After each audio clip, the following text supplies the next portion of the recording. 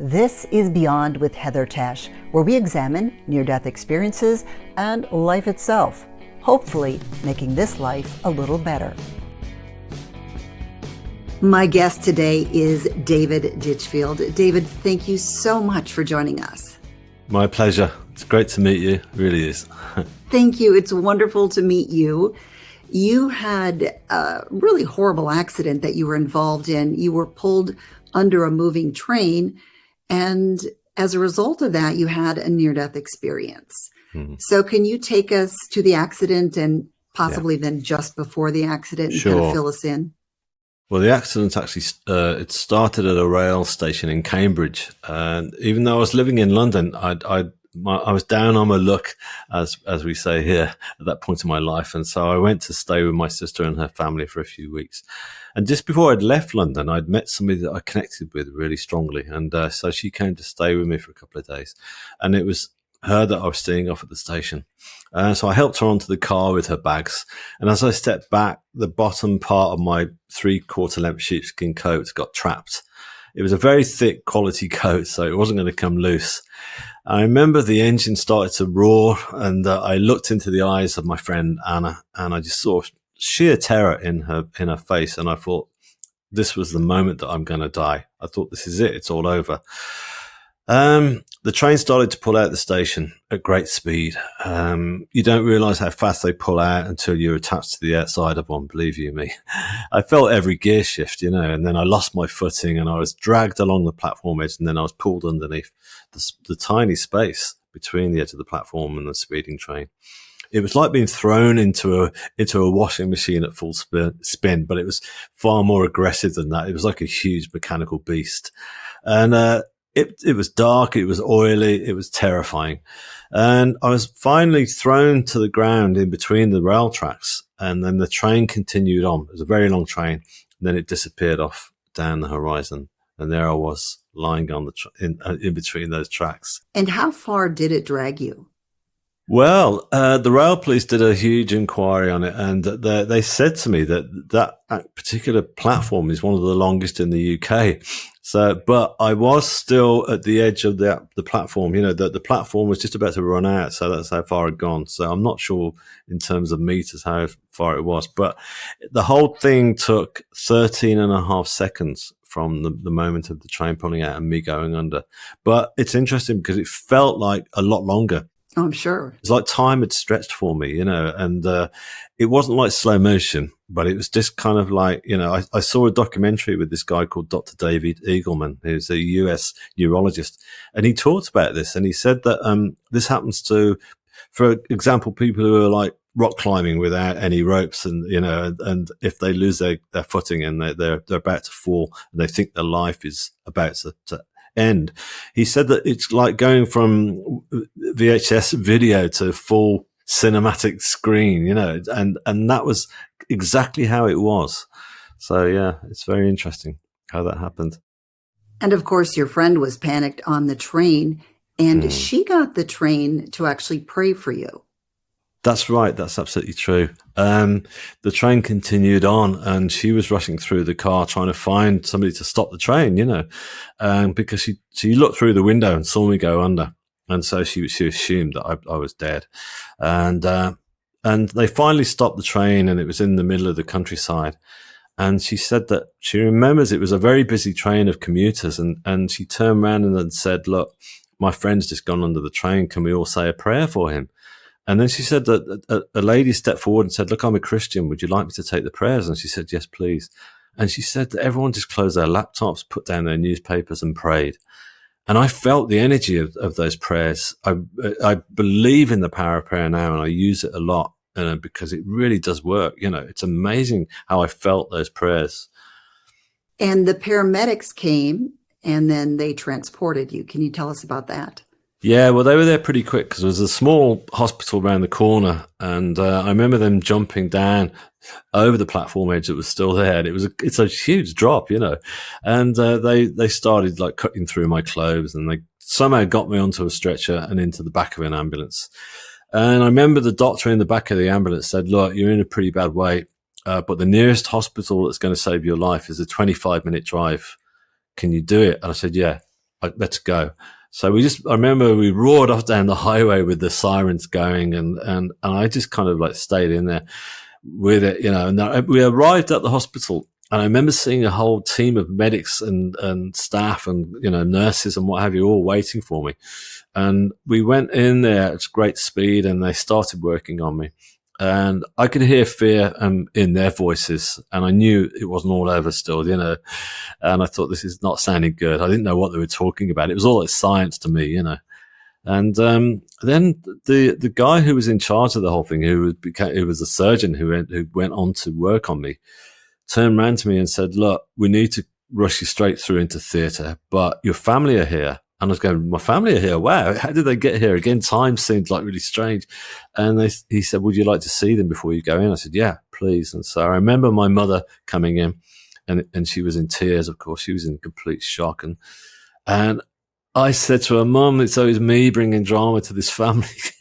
I'm so sorry, And she put her hand over my mouth and she kissed me. She said, "It's not your fault, which of course it wasn't, And all I wanted to do was speak to my friend Anna, because I knew that she would be in a terrific shock. I felt at this stage that we'd both been through this together, and I wanted to speak to her. So I said, "I need to speak to Anna." And so she came over to me, and she was going, "I can't believe you're alive. You should be dead. I thought you were dead." They announced it over the speakers that you were dead, and I know.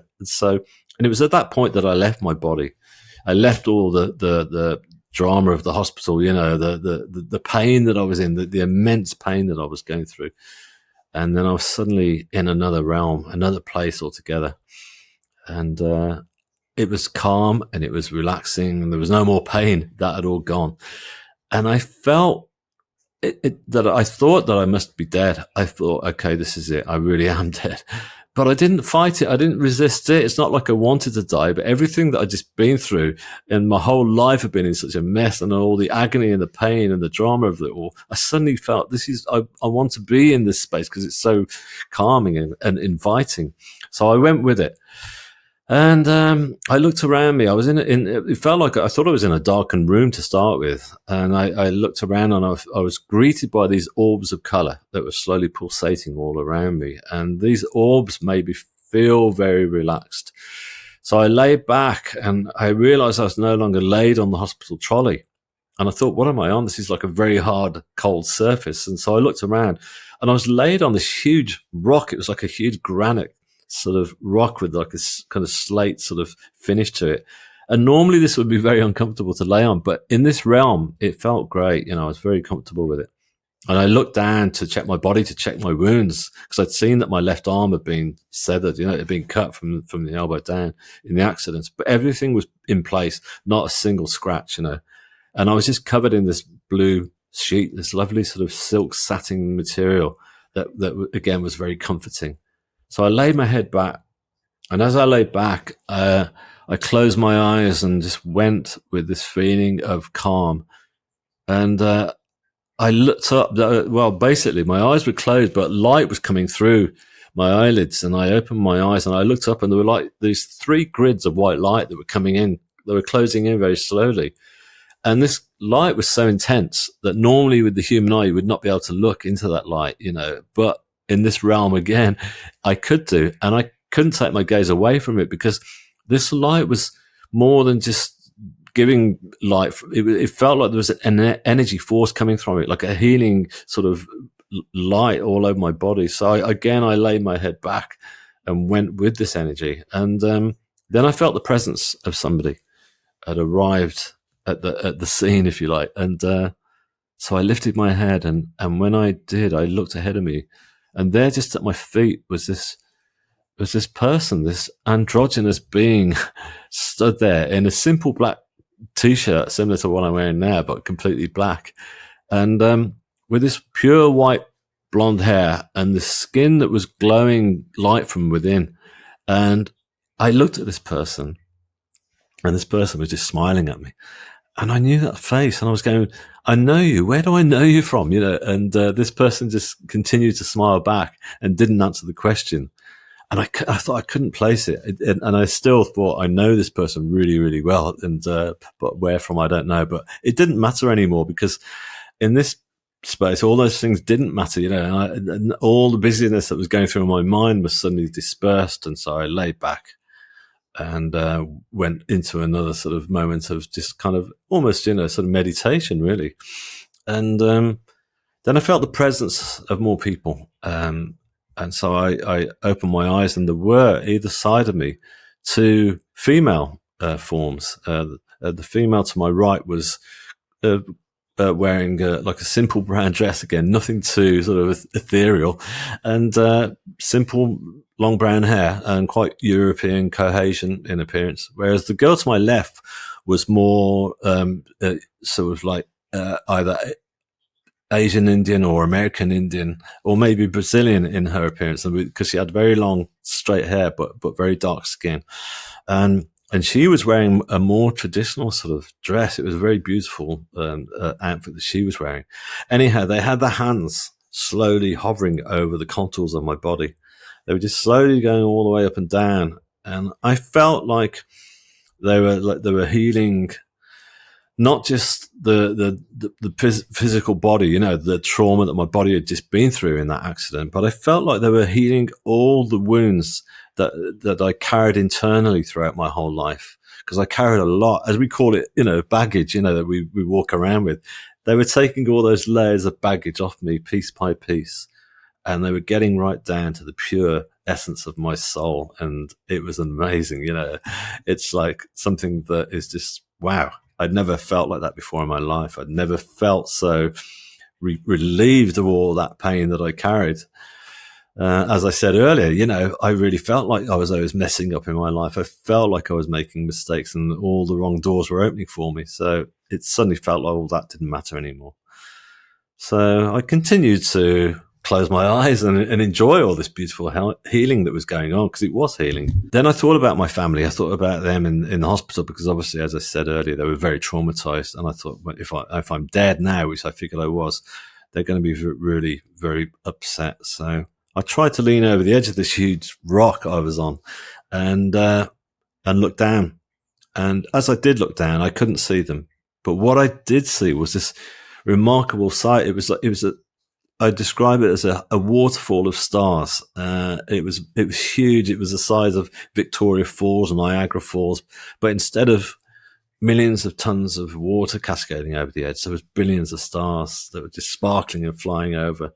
And as I looked down, I could see shooting stars. I could see my eyes started to adjust, and I started to see nebulas and colors. And I felt like I was looking through one galaxy into another. And I realized at this point that, of course, I wasn't in a small darkened room at all. I was in the universe itself, and I felt this presence of being in the universe and moving forward with it. It was just really exciting. So I pulled myself back over, and again, I felt no sense of guilt or worry or that I couldn't see my family. I remember saying to myself, okay, they're going to have to go through a lot of pain at the moment, but eventually they will be coming to this realm where I am, because we all go here, and they're going to be experiencing all this beauty, and everything will start to make sense.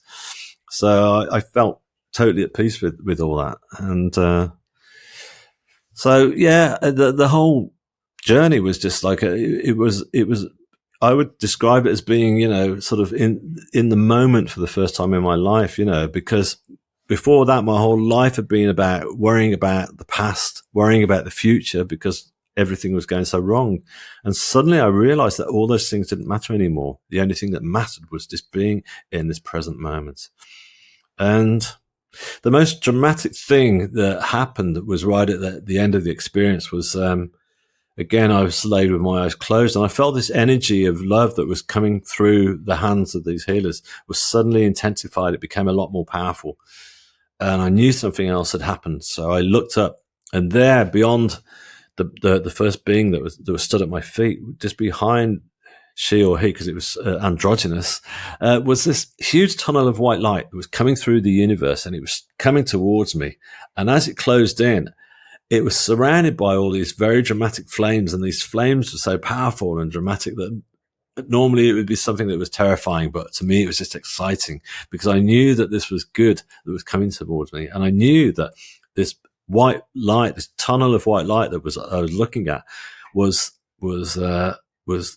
basically the essence of God. It was instead of the image of God that I'd always figured he would look like with a long beard. I say he because whatever faith we have, right? There's usually some form of human form to the God that we think that we're going to see.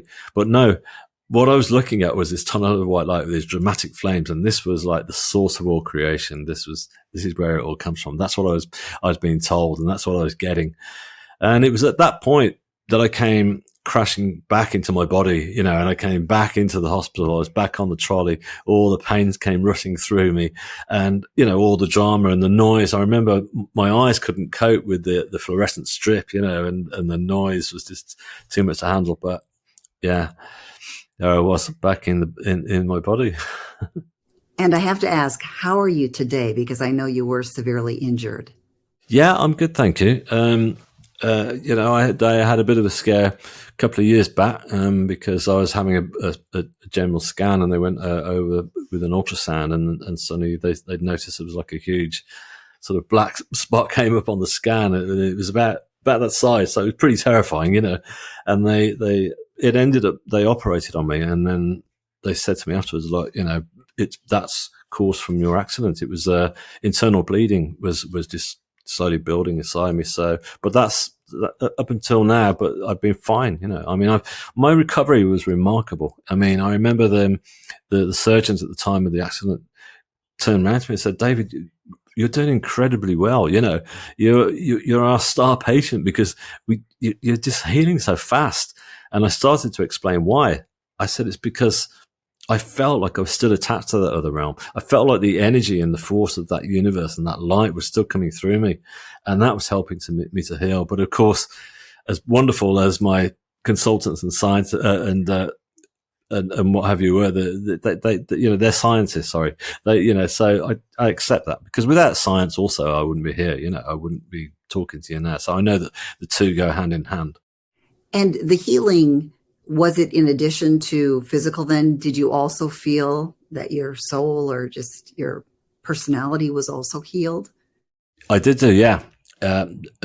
Almost like instantaneously. I was, throughout my time in hospital, I just felt great. I remember all my family and friends coming to visit, and of course they all said to me, "We're expecting the worst, after what you've been through." But whenever we walk in and see you, my parents said to me that my mum said, "You're just glowing when we walk in here. You've got this, you just seem to have this, and she didn't know what happened to me at that point. It took me a week to tell my parents about it, but, and she said, "You're just giving out to everybody around you. You're trying to help the nurses and stuff." And that's because I come back feeling that way. I have to say that,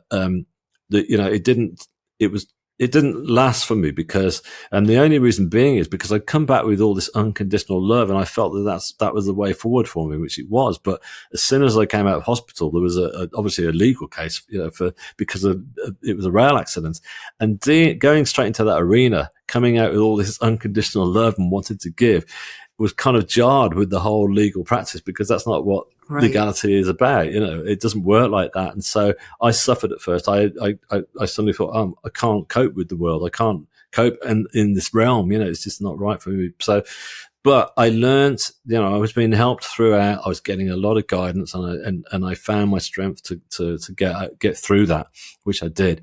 And then once I got through that, then I was able to sort of like move forward with my life and I started, painting, which was amazing. And that all came from when I was in hospital. I was scared I was going to forget everything, because I knew nothing about near-death experiences at that point.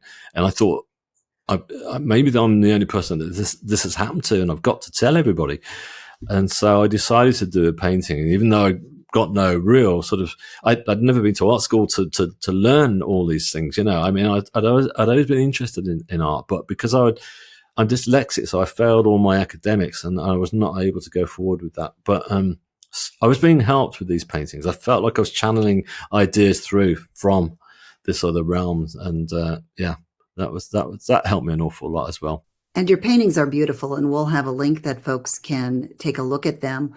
One thing I found that was interesting about your paintings is that you've created some beautiful portraits of Jesus, but you didn't see him during your near-death experience. So what was the connection there? Yeah, the connection came from I was keen to track down a spiritualist church once I'd come out of out of the hospital, because I knew there was one in the village near where my sister lived, and we did track it down. And I went in there, and it was great, And at that point, I got lots of bits of plastic holding me together, and they said, "You don't look too good." And they said, "Look, we don't normally invite people along, but we do spiritual healing, if you're interested." I said, "Yeah, I'd love to. Never heard of it, but it sounds great." So I started having spiritual healing, and that helped me immensely. It was remarkable. I was being healed, and I suddenly saw this image of Christ while I was being healed. And I'm not clairvoyant, so I don't normally see things, but this was so powerful, and I thought, wow. And so the healing finished, and I remember the two healers who were working on me. We just sit there in silence for a bit. We don't really talk.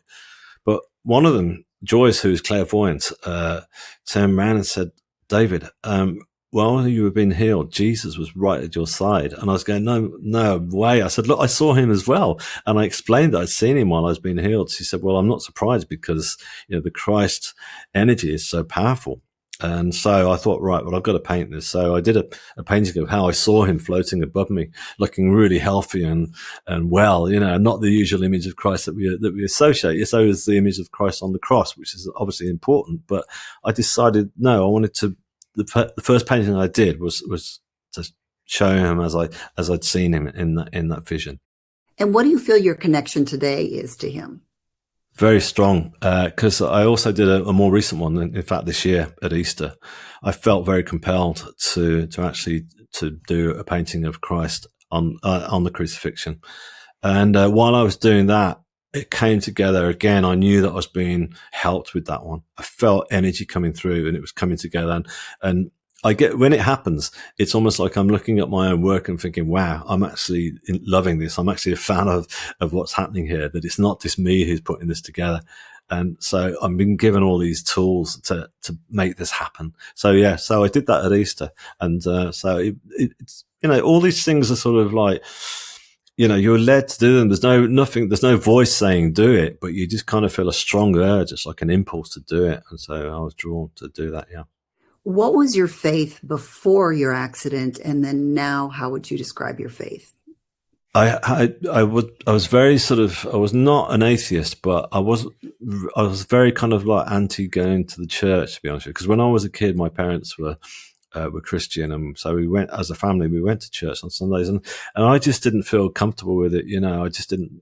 So my parents were very liberal, and they said, "That's fine, you can stay at home." So I'd sit it out on my own on Sunday. So I was very kind of not, into sort of being drawn into any real faith, which is a shame, because I wish I'd got a faith, because my life was in such turmoil that I wish I'd got something to turn to, In fact, it's interesting, because I did pray, I remember, just before I left London, to go and stay at my sister's, but it was out of desperation. I was everything was going so wrong that I just put my hands together and I just prayed so hard. I said, "Please, whoever's there, whoever you are, please help me." So my prayers must have been heard. In addition to your paintings, which, by the way, they really are amazing, and you didn't have this skill before the near-death experience, you also started to create music. Can you fill us in on that?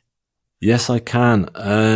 Again, with music, it's I played guitar before the accident, but it was very much thrashing out three chords, in a local punk band or what have you. But what happened was, this came through the healing sessions, that I was going, and then a few healers who were clairvoyant would they only give small messages at the end that are clairvoyant, and they'd say things like, "I saw a blue light coming through your heart chakra," or what have you. But they started to say one after another things like, "Why did I see a violin placed across your chest?" And another one would say, "I'm hearing Beethoven and Wagner." I was going, "I've no idea, I've got no interest in classical music." Then one of them said, they're telling me that you're going to write a piece of music about your experience. So I said, right. So I followed that through. I went home and I got this old synthesizer up in the loft. I pulled it down, and all I got was a cassette recorder. And I was just trying to write what I thought was going to be a song at first, but then I thought, no, this sounds like a beautiful. The chord structure came from somewhere else, that was so beautiful that I thought, wow, that's not me who's written this. And I thought, it's not a song that I'm supposed to be writing. It's something more. It's bigger than that. And at this stage, when I was doing the painting, I befriended a girl who played cello in the local orchestra, and we went for coffee, and she said, what are you up to? And I told her about this, and she's quite spiritual as well. And so she was listening to me, and she said, oh, maybe our orchestra could perform this. So I thought, yeah, it's got to be an orchestra that's got to do this. So again, I went, I got this sense of like, sort of, no, nothing was going to hold me back, just like with the paintings. And, so I started to put it together. My brother said to me, look, I've got this app that I can give you with this software, but you'll need a new keyboard, and then I'm going to give you that. So he helped me out and said, look, once you've got all that stuff, all the notes you're playing on that keyboard, you can transform them into manuscript, because the orchestra will need that. So that's what I did. So I was coming from a very basic point, and then I put it all together. And the orchestra said, yeah, they met me in a cafe, and they said, we'll do it. I looked at it and said, well, great. And they said, look, would you mind saying a few words to the local press? Because we normally get someone to. I said, yeah, of course. So I spoke to the local press on the phone, and they said, hang on a sec, you're the guy who went under the train, aren't you? And I said, yeah. And they said, oh, yeah, we covered your stories. And so they said, this is going on the front page. So it did do. And then following that, everyone else was phoning me. The phone didn't stop ringing. And then the BBC got in touch, and they came and filmed and interviewed me. And because of that, it went on the BBC and local news. And then the concert sold out 2 weeks in advance, which was great.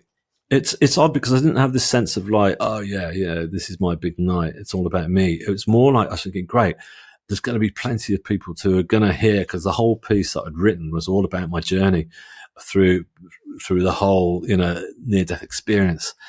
And it really was like that, it was a beautiful night. I mean, people still talk to me about it now. It's like, God, it was just amazing. It was like the atmosphere in that church, because it was a converted church that was converted into a venue, was just amazing.